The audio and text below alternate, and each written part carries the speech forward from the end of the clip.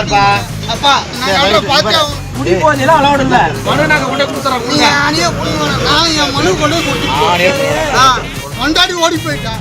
கேட்க 3 மனு கொடுத்துட்டேன். 3 மனுக்கு ரெஸ்பான்ஸ் கிடையாது. குடி போதே நான் பேசுறேன்.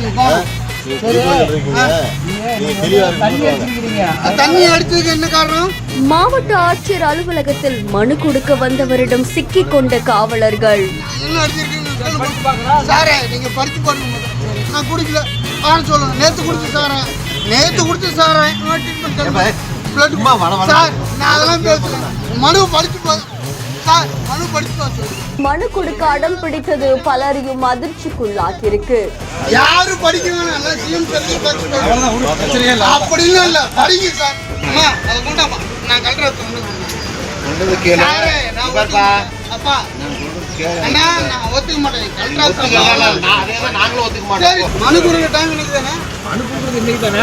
மனு கொடுத்து மனு வேணா நாங்க கொண்டு கொடுத்துறோம். நானே கொடுத்துக்க. நீங்க என்ன கொடுக்குறீங்க? மனு நாங்க கொண்டு கொடுத்துறோம். நீங்க அணியே புடிங்க. நான் என் மனு கொண்டு கொடுத்துருக்கேன்.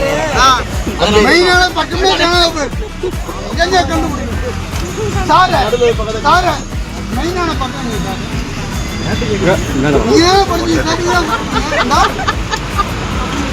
சார எங்க ஒரு பக்கம் நல்லதான் நியாயமா தான் சார் பண்ணும். அனுப்புனர் பெருனர் எதுவுமே இல்லை. அது எப்படி அங்க போச்சு? ஆக்கடிச்சு போயிடுச்சு.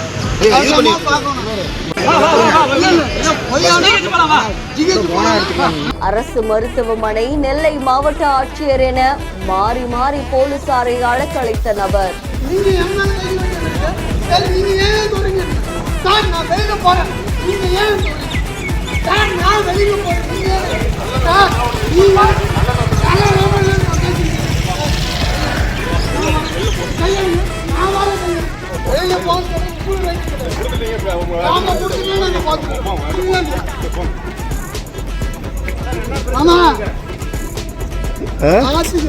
நெல்லை மாவட்ட ஆட்சியர் அலுவலகத்துல அங்க இருக்கக்கூடிய காவலர்கள் பாதுகாப்பு பணியில ஈடுபட்டிருக்கும் போது குமரபாளையத்தை சேர்ந்த கணேசன் அப்படின்றவங்க வந்திருக்காங்க.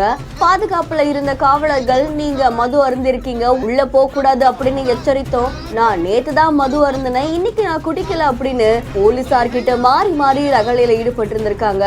அதை தொடர்ந்து அங்க இருக்கிற போலீசார் அவரை சமாதானப்படுத்தி அனுப்புறதுக்கு முயற்சி பண்ணியிருக்காங்க. ஆனா தொடர்ந்து கணேசன் அடம் பிடித்து அங்கேயே இருந்திருக்காங்க. இந்த காட்சிகள் சமூக வலைதளங்கள்ல வைரலா பரவிச்சிருக்கு. அதை தொடர்ந்து அரசு மருத்துவமனையில என்ன வேணா பரிசோதிச்சு பாருங்க அப்படின்னு சொல்லியிருக்காங்க. உடனடியா காவலர்களுமே அவரை அழைச்சிட்டு போயிருக்காங்க. ஆனா அங்க இருந்து கணேசன் தப்பிச்சு செல்ல முயற்சி பண்ணிருக்காங்க. மறுபடியும் நெல்லை மாவட்ட ஆட்சியர் அலுவலகத்துக்கே வந்தவரு அங்க இருக்கக்கூடிய மாவட்ட ஆட்சியரை சந்திச்சு மனு கொடுக்கறதுக்கு முயற்சி பண்ணியிருக்காங்க. அதை தொடர்ந்து மனுவையும் கொடுத்திருக்காங்க அப்படின்னு சொல்லப்படுது.